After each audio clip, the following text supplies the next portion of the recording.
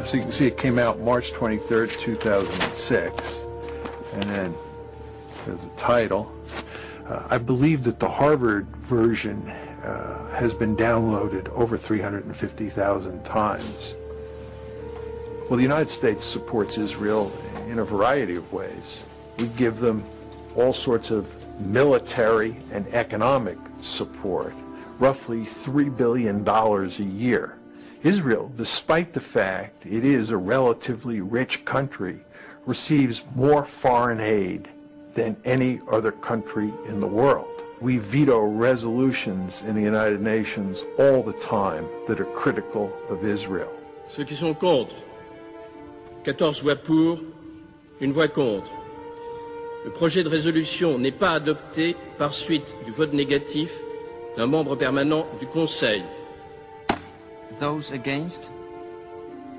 Those against? Ceux qui sont contre. And the United States is actually talking about using military force against Iran. Now the question is, why is the United States so deeply concerned about Iran acquiring nuclear weapons?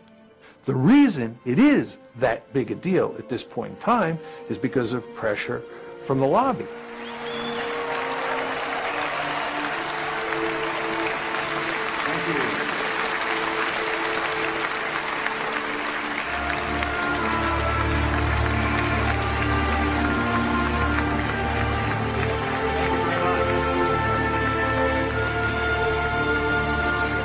The article basically says that inside the United States there is a powerful interest group that is deeply committed to shaping American foreign policy in ways that work to the benefit of Israel. And second, the article argues that the policies that the United States ends up pursuing in the Middle East because of the lobby's force in the decision-making process are not in the American national interest. Troops out now! Stop the war! Troops out now! Stop the war! Troops out now! A free, prosperous, and secure Israel is in this nation's national interests.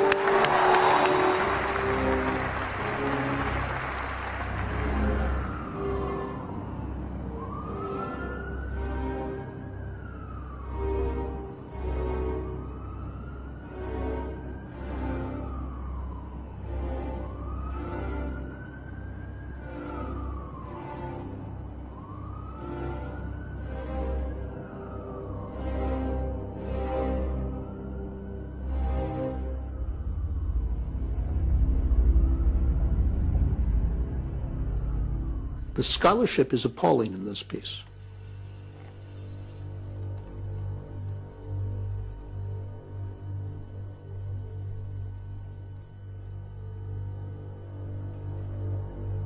The notion that that some people sitting in Jerusalem are pulling the strings on institutions that are somehow divorced from a sense of what is in the American interest and working instead for Israel, there's just no evidence to support that. I'm really surprised that they didn't seek to protect their reputations by doing really watertight, rigorous research that they could defend. And in fact, they've been demolished. Alan Dershowitz is, I mean, there's nothing left after. So why did they go on? I don't know why they did this. I don't know. Some of the things they say in that piece really made me wince because Mearsheimer and Walt both are better academics than that report reflects.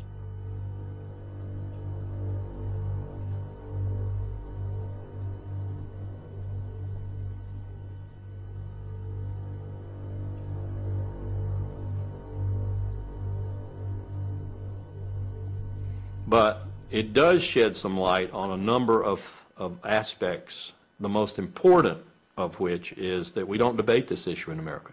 You know, you can't talk about this in America. That's the most important thing they did. The second thing they did was call into question post-Cold War, the strategic value of Israel to America. 10 years ago, you couldn't even talk about the Israel lobby. Today, we can, we do. It's explosive, it's controversial, but we do.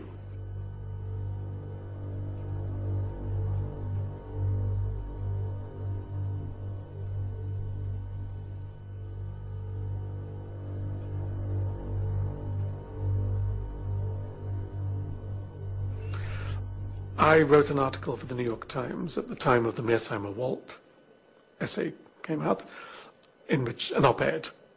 And they asked me for this when I said you should have written about the Mearsheimer-Walt. They had not said anything. And they agreed, which was already a change. But they insisted that somewhere in the article I identify myself as a Jew, because this would give them protection. Controversial article about the Israel lobby. Yes, but he's Jewish, it's okay. That's where we are. It's not fun to be called an anti-Semite. It's not fun to be told that your scholarship is shoddy. And it's not fun to be pounded day after day and to see very few people standing up in your defense. But again, we knew that was coming. We knew that was the price of writing the article. They're right, but they're wrong. Now, they're right from a strictly geopolitical, geostrategic point of view. That is to say, what I spent my life studying. Israel no longer provides the United States a strategic value like it did during the Cold War. Not only that, Israel is a strategic burden on the United States. That's a big difference from Cold War days. At the same time, the fuller, more comprehensive strategist in me says that doesn't matter, because the connections between America and Israel are so great and so strong that geostrategy, political strategy, whatever you want, grand strategy, is of no consequence here.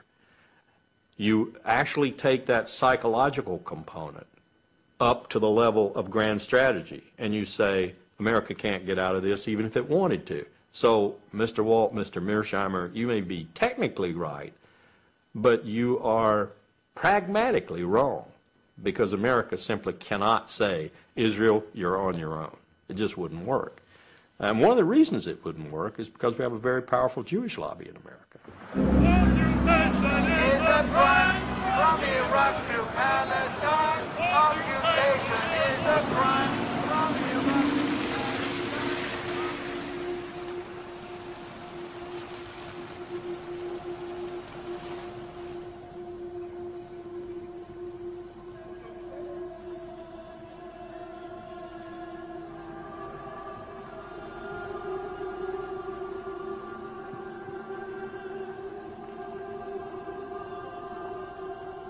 There's a new day in America between Christians and Jews.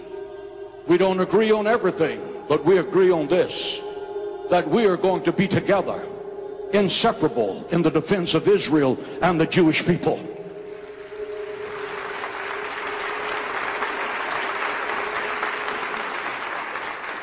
We have millions of people in the infrastructure.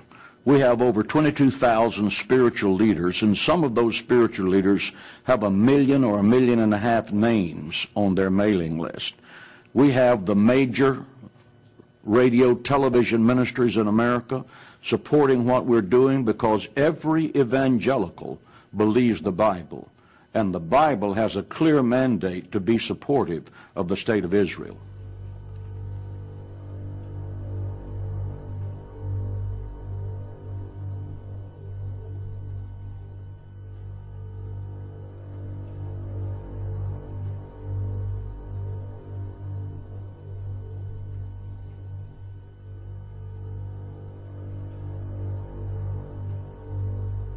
Again, there's a new Hitler, and he's the president of Iran, and he intends to build nuclear weapons, and his brazen declarations against the Jews in America have been carried on the front pages of America's newspapers. Ladies and gentlemen, we must demonstrate courage. We must demonstrate intellectual honesty. We must demonstrate the willingness to stand up and to speak out. We must act now to stop Iran before the maniacal dream of exterminating exterminating the Jewish people becomes a nuclear holocaust. And I am hopeful that the American government will have the courage to help Israel in its day of adversity against tyrants.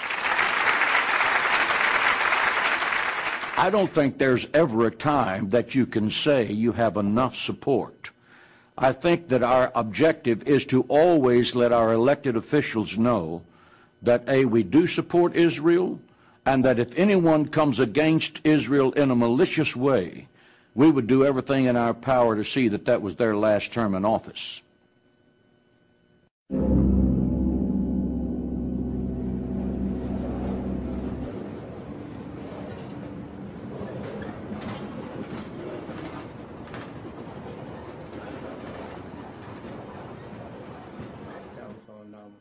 For those guys that were on the campaign with me during the 2002 election, and I wanted to get a copy of your tape of those commercials that had run. Give me a call. I'm in office 326-8844.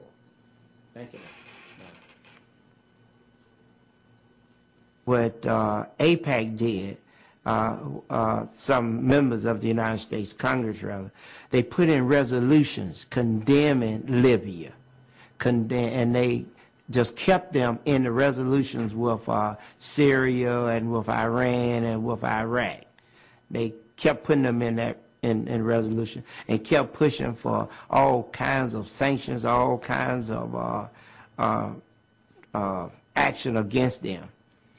And of course, I voted against the resolution, and others started voting against it. And I think what later I found out what really made them angry, other members of Congress came to me and wanted to know what was happening, and I was telling them, we're trying to negotiate.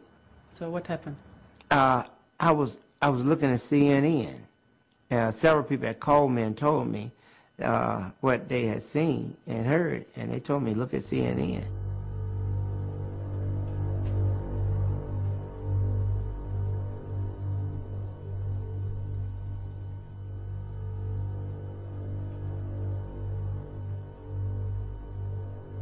And they flooded the radio and TV with commercials. Those commercials, and you have to understand the mode that the country was in. We had just gone through 9/11, and most Americans didn't know Hussein from Gaddafi or Gaddafi from bin Laden. They didn't know the difference. They all saw them as the same. And the commercial, many commercials, put me with them, saying I supported them. Support and finance international terror network. It had image of the airplanes flying into the World Trade Center. I tell you, I was dropping rapidly in the polls. We had continuing polling. I was dropping rapidly in the polling. I tell you, it was, you have to admit it was well planned and they executed it. The afterthought is that, my goodness, they had it together. I lost the election.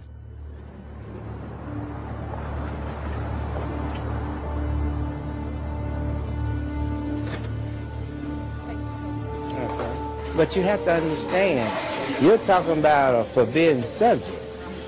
No one wants to talk about Jews. It's a no-no. It's like you're talking about something that's wrong. You're not even supposed to give your opinion.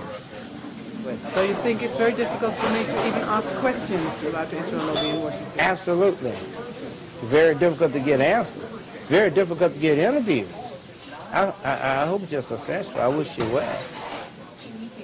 It's going to be rough.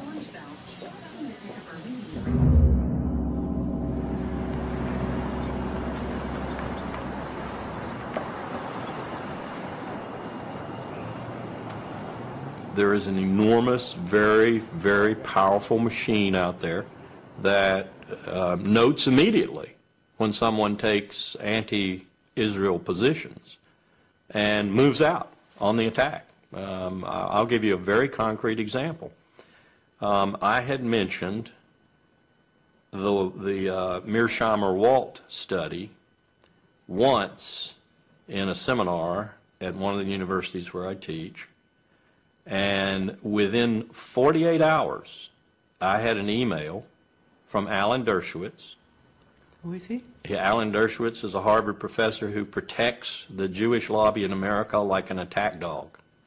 I had an email from him, and the email essentially said he didn't think I was doing justice to the American-Israeli relationship, to Israel's existence in the world, etc., by citing the Walt-Mearsheimer report because it was so heavily flawed, mistaken, and so forth. And he even attached his own attack on the Walt-Mearsheimer report and advised me to use it as counterbalance in my seminar. Well, I wasn't even using the report in my seminar. I simply had mentioned it as evidence of some people's ire, if you will, with the lack of discussion, the lack of debate on these issues in America.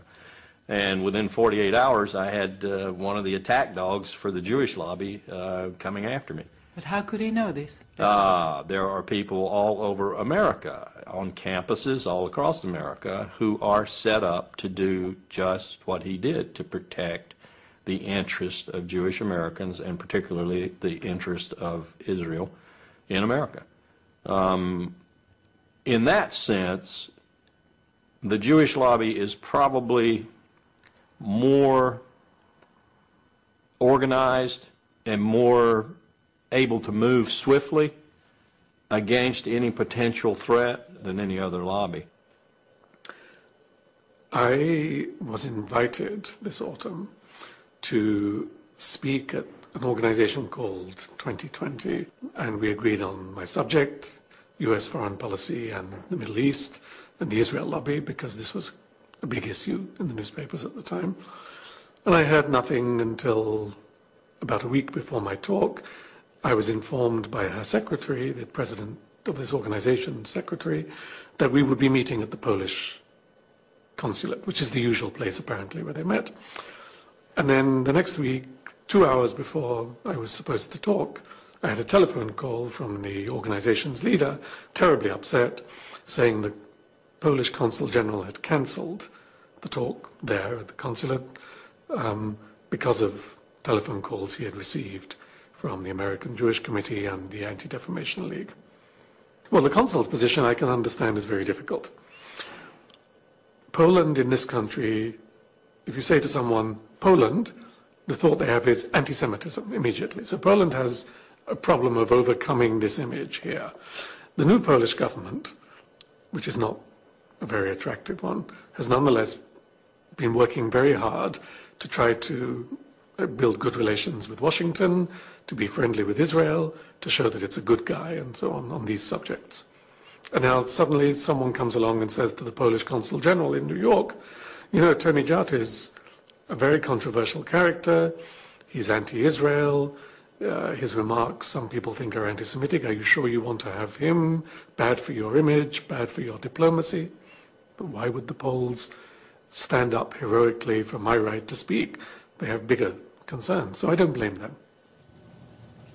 The lobby, what it's doing is it's going after people in a really hard-hitting way for the purposes of shutting us down, and also for the purposes of sending a message to other people that if you follow in the footsteps of Jimmy Carter, or you follow in the footsteps of Tony Judt, or you follow in the footsteps of John Mearsheimer and Steve Walt, you will pay a serious price for your transgressions. Right? So that's a deterrence model. They're trying to deter other people from doing what we did.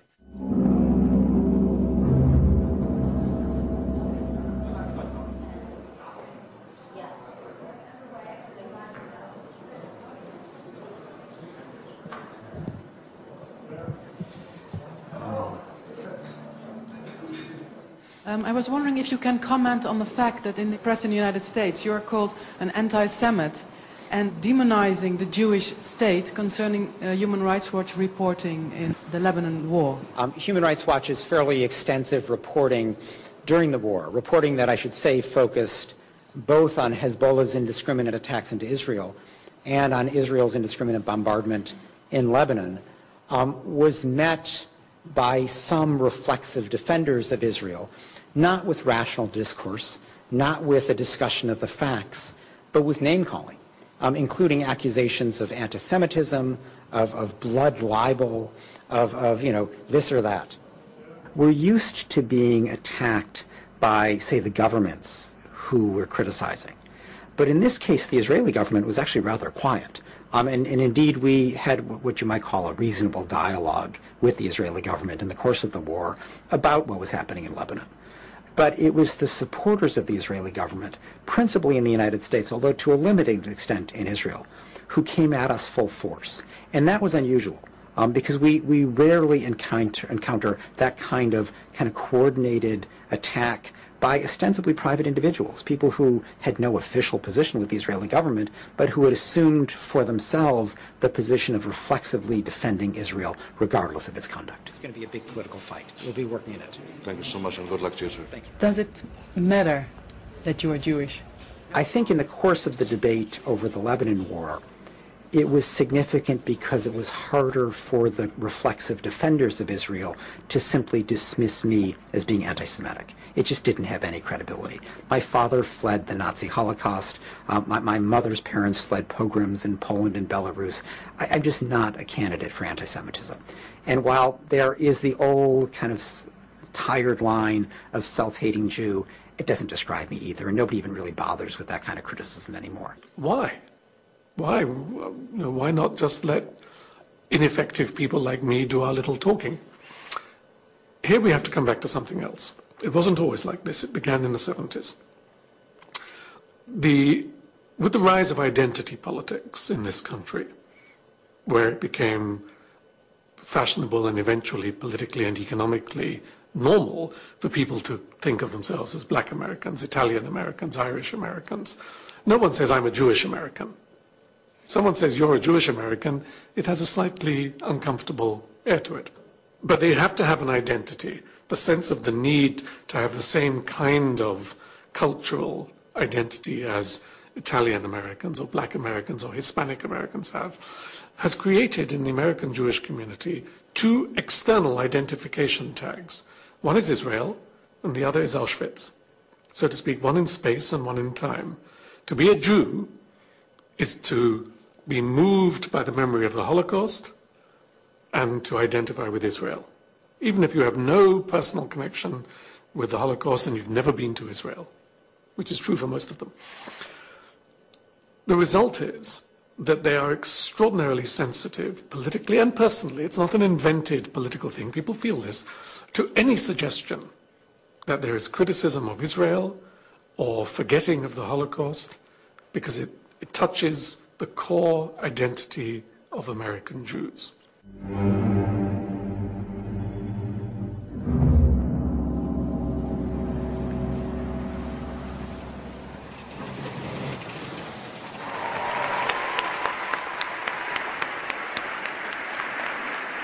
The state of Israel was the dream of your ancestors, made a reality by your grandparents and your parents. Every year, AIPAC has a conference where they bring in their supporters from around the country. They meet in Washington, a very powerful group that attempts to affect legislation and other aspects of U.S. policy on the Mideast. And it's sort of a gala affair. There's a Hollywood element where they produce these videos that show, they get people all mobilized and roused, sort of a pep rally atmosphere, and they get an extraordinary number of high officials to come. America and Israel share an unbreakable bond. AIPAC is one of the reasons why. All of us share a fundamental belief that the freedom and security of Israel are a vital interest of the United States of America. We need you now more than ever.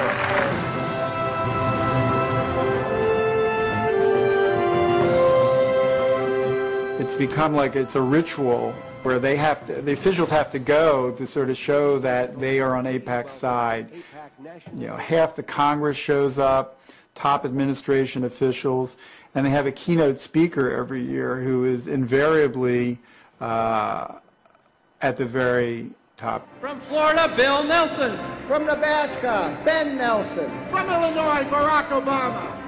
From Arkansas, Mark Pryor. Can we have a picture first, please? I think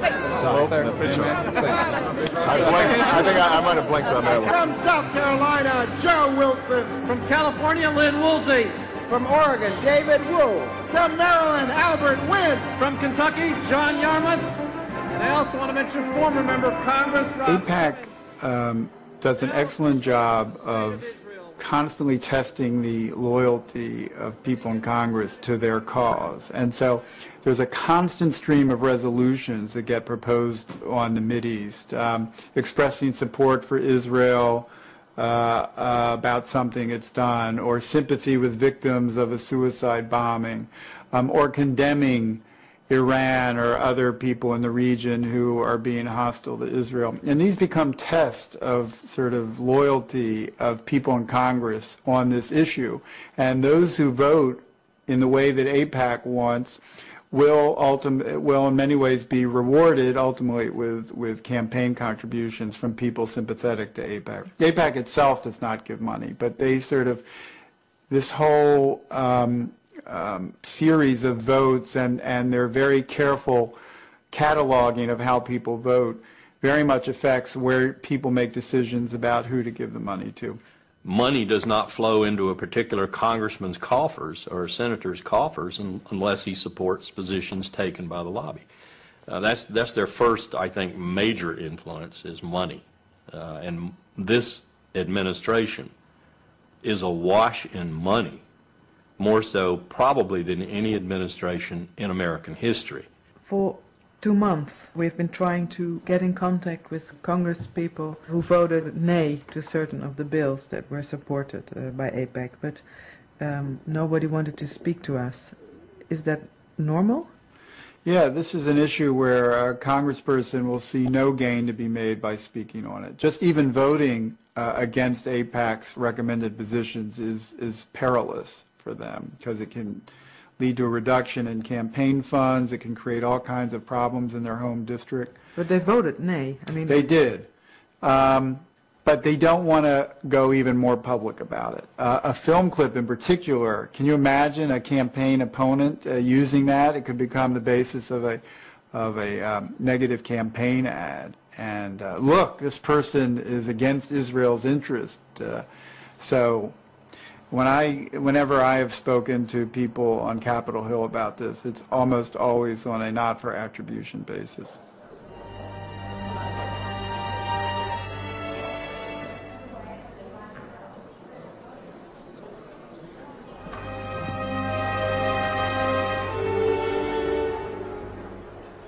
I was told off the record once by a very prominent Democratic senator. We were at a meeting in Paris, and it was late in the evening. We were sitting in a hotel. He was talking about the Middle East, and he was saying things about Israel which were very similar to the criticisms that I would make. And so I said to him, "But you never say these things in the Senate. Why not? Is it because you're worried about the Jewish vote?" He said, "Forget it. It's nothing to do with the Jewish vote. I come from a state, I can't tell you where, because otherwise, where there are very few Jews, and they're all going to vote for me anyway, so it doesn't matter. So it's not the Jewish vote, that's not the issue. It's not money, I don't get money from the Israel lobby, that's not the issue."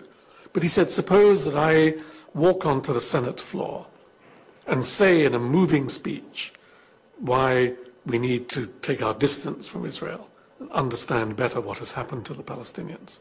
Maybe I would win 5, 10 senators over to a general motion criticizing Israel, maximum. He said, but that's all I could get. And he said, in return, I would be finished in the Senate, because no one would ever vote again for my needs. If I wanted to move something for my state, or an education bill, or a financial bill, or a tax bill, or anything to do with domestic policy, nothing to do with Israel, I would be punished. I bet that it's impossible for either Steve or I to ever get a high-level policy-making position in the American government. For example, Steve was invited to go to a dinner with an aspiring presidential candidate at Harvard And the person who had invited Steve to this dinner came to see Steve about a week after the piece came out, and she said that she had to disinvite him from the dinner because the presidential candidate's staff had called and said that it would not be acceptable for the presidential candidate to be at a dinner with him. America and Israel have a special friendship. You have devoted yourselves to strengthening the bonds between the United States and Israel. The United States will stand with Israel now and forever. If a politician would rise with this point of view, that the United States should stop supporting Israel, what would be the effect, do you think? He'd lose the next election. Almost certainly. Now, there may be a district here or there out of the... We have 435 members of the House and 100 senators, 535. We have 52 governors. It's certainly possible that some congressional district somewhere would re-elect a candidate who had said we should abandon Israel, reject the relationship with Israel. But it's pretty unlikely, and I would be surprised if there are more than 2 or 3 or 4 congressional districts in which it's even conceivable. I appreciate but we can vote you, and That's I'm okay. sorry. But I appreciate the friendship. If you will come in Italy, I want to introduce you with a member of parliament, Italian parliament. I would enjoy that very much. Okay? Thank you so much. Thank you for everything.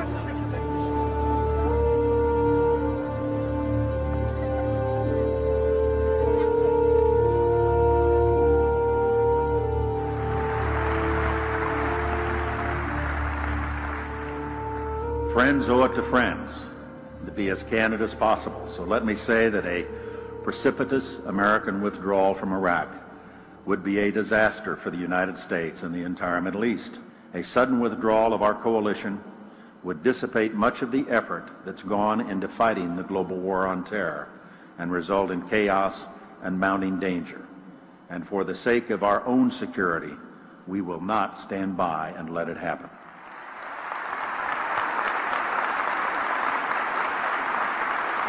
I would argue that had you not had all of these neoconservatives prominently placed inside the Bush administration, that Colin Powell would have never ended up giving that disgraceful presentation in early February 2003 that played such a critical role in turning American public opinion.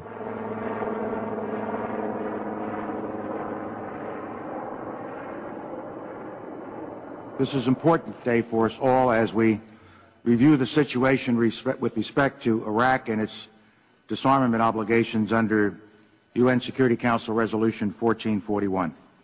I realized as I watched it there at the UN Security Council for the first time, because every time I watched it before, I was, running around trying to get things changed, do this, do that, talking about the graphics and everything else. But there in the UN Security Council, I sat down quietly and watched Secretary Powell make his presentation. My colleagues, every statement I make today is backed up by sources, solid sources. These are not assertions. What we're giving you are facts and conclusions based on solid intelligence. As I show you these images, I will try to capture and explain what they mean, what they indicate to our imagery specialists. Let's look at one. The 4 that are in red squares represent active chemical munitions bunkers. I wouldn't go to war based on that. That's what I told myself. I would not go to war based on that. Most of it could be interpreted different from the way we were presenting it. As these drawings, based on their description, show, we know what the fermenters look like. We know what the tanks, pumps, compressors, and other parts look like. And we know a great deal about the platforms on which they are mounted. I walked outside the United Nations building on February the 5th after the presentation had been made into the kind of bracing cold New York air, and I thought it was a total failure. I thought I had failed because I was the person who put it together, responsible for putting it together. Then later, a couple of days later, 3 days later or so, when I'd had some sleep and I could think about it, I wondered why the reaction seemed to be fairly positive. We hadn't persuaded that many people who were adamantly opposed, But we had made some impact, particularly on the American people. And I think we made a little impact on the international community, too, probably in the UK in particular. And so I realized the reason for that. The reason was Colin Powell gave the presentation. Colin Powell, who had poll ratings roughly equivalent with Mother Teresa, had made the presentation, and the American people believed Colin Powell. If Colin Powell said it was so, then it was so. That made me feel even worse. So yes, I have trouble sometimes sleeping at night thinking about my participation in it. 1995, the quantities were vast. Less than a teaspoon of dry anthrax, a little bit about this amount. This is just about the amount of a teaspoon. Less than a teaspoon of dry anthrax. So the question you have to ask yourself is, if the evidence was so flimsy, why did Powell get up and make such an unequivocal case that Iraq had WMD and was an imminent threat? And the reason is that there was tremendous pressure inside and outside the administration to make that argument. And the question is, who was creating that pressure? And the answer is, it was the neoconservatives, almost single-handedly. Dick Cheney and his minions have brought, and Richard Pearl is one of his minions, and Doug Feith is one of his minions, have brought the art of lying to a new scale, a new level. Was oil the #1 influence on President Bush and Vice President Cheney? Or was WMD? Or was spreading democracy? And don't believe it for a moment. They didn't even think about spreading democracy when they started this war. They transmogrified the mission into starting or democracy simply to appease the American people and to give them some reason to support the war. You have to decide, where were these factors? And inevitably, the Jewish lobby in America, AIPAC in particular, the focus lobby, has got to be there. You're being naive if you don't put that factor up there as an influence on national security decision-making, particularly with the Bush administration. The AIPAC lobby is very influential through Vice President Cheney, very influential, and through people like Elliot Abrams, Paul Wolfowitz, and a host of others within the government. And of course, you don't want to lose sight of the fact that the Israeli government was also feeding the United States government intelligence, which said that Iraq had a serious WMD capability and was an imminent threat. There's an Israeli general named Shlomo Bram who has written a piece on this, which says in effect that Israel was a full partner in this scheme to convince the public in the United States and around the globe that Iraq was an imminent threat. Iraq was not an imminent threat. The fact is that even if Saddam had nuclear weapons, there was nothing you could do with them, right? But you could not make those arguments at the time in the United States. It was very, very hard to get them out into the public domain and for them to get any traction. Do you agree with Mearsheimer and Walt that the influence of the pro-Israel lobby was important for going to war with Iraq? I do, but I would not have presented it the way they did, because I think that they underestimate ideas and they underestimate, if you like, emotions. They're very cold and realistic in their view of politics. And for them, since going to war with Iraq is absolutely crazy, and it was pretty obviously crazy for many of us before, there must have been some pressure to do something so irrational. And of course there was. But they underestimate other factors.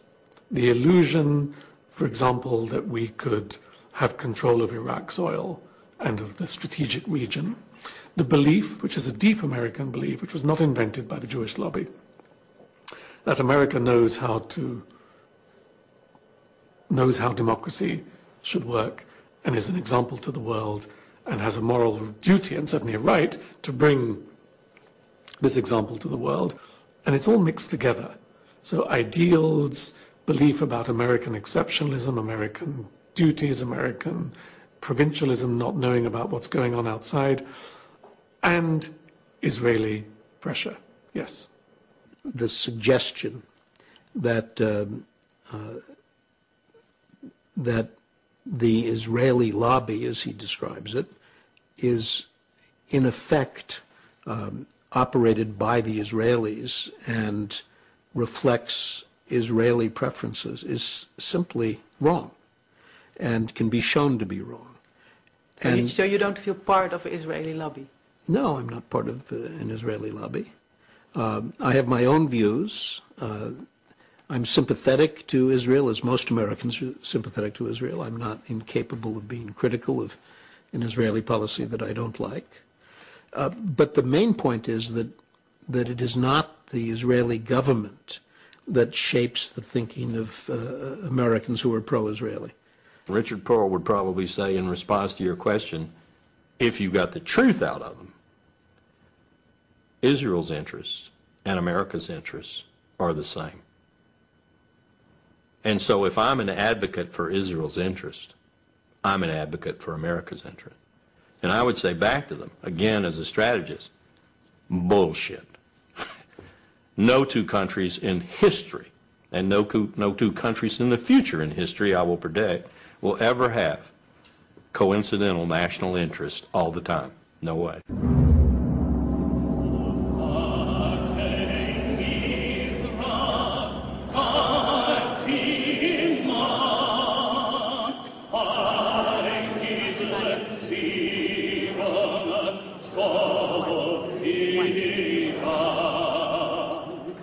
I don't want to kind of develop this great sense of victimhood, but I do feel, and it's, you know, I come here and I feel that we in Israel have paid the price.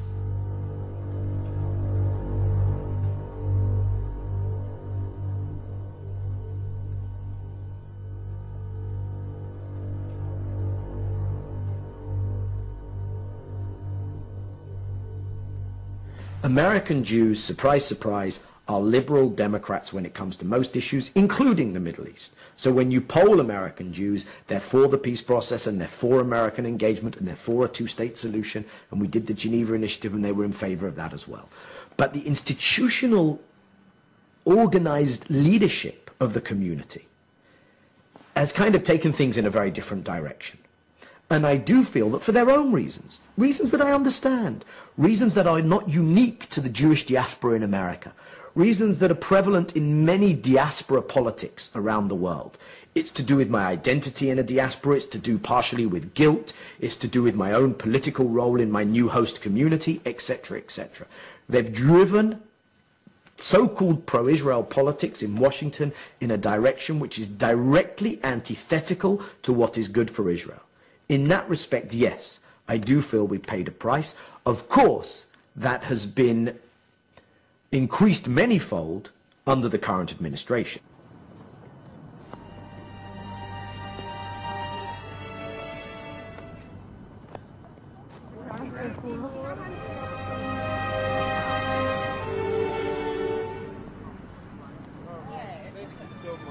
America has become part of the Israeli victim narrative.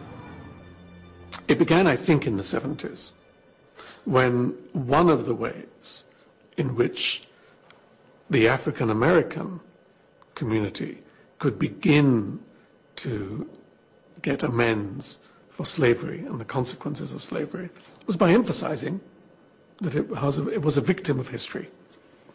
That even if you didn't do it, history did it. Your grandparents did it. It's not a personal responsibility, but as a cultural debt.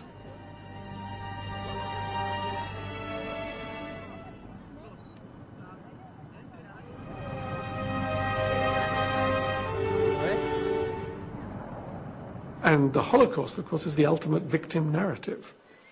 And David Ben-Gurion, the first Israeli prime minister, knew this very well because he turned it to advantage, giving Israel as a whole country a victim narrative.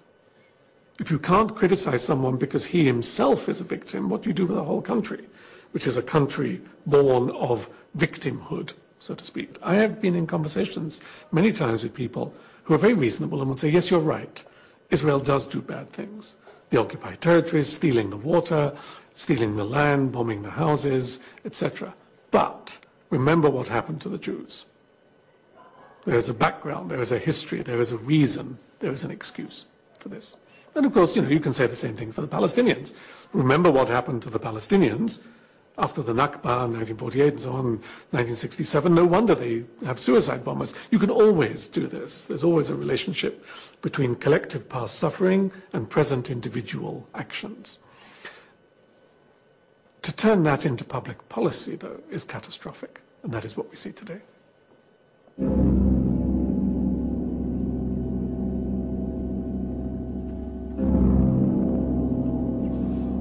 The what if.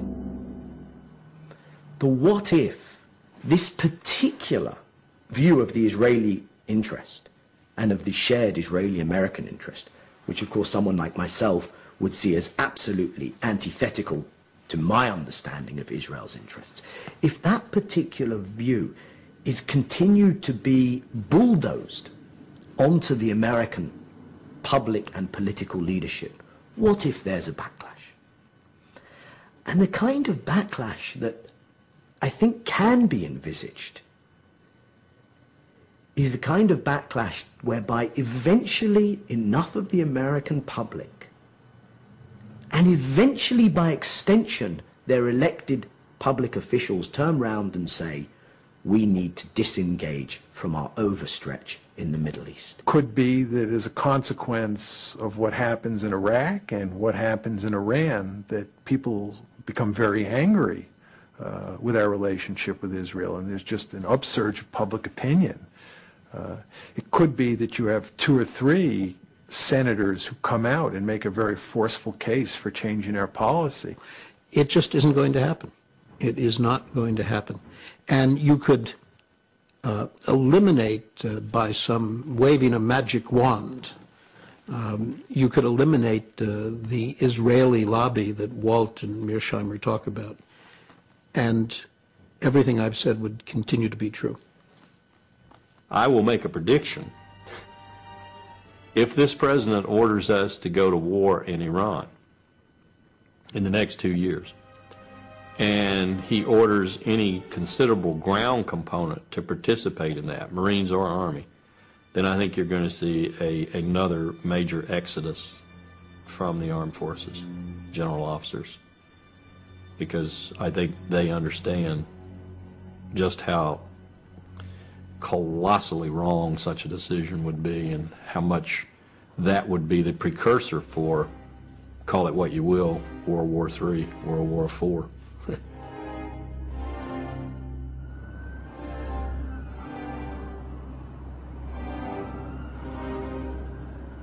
Remember the Roman Empire. For a long, long time, the state of Judea behaved in ways which annoyed the Romans but didn't do them any harm. At the point at which they were becoming a nuisance, the Romans turned against them, destroyed their temple, wiped them out, and told them, an empire has bigger concerns than you. This is what Israel faces in the next 25 years. The risk that the American empire will say, wait a minute, you don't matter to us so much. Either because we need oil more than we need you, or because oil is no longer important. Doesn't matter, both is the same effect. You are more trouble than you are worth, and the issue of the Holocaust and anti-Semitism is declining with the demographic move to the next generation. This is a catastrophe for Israel, because Israel has no other friends in the world.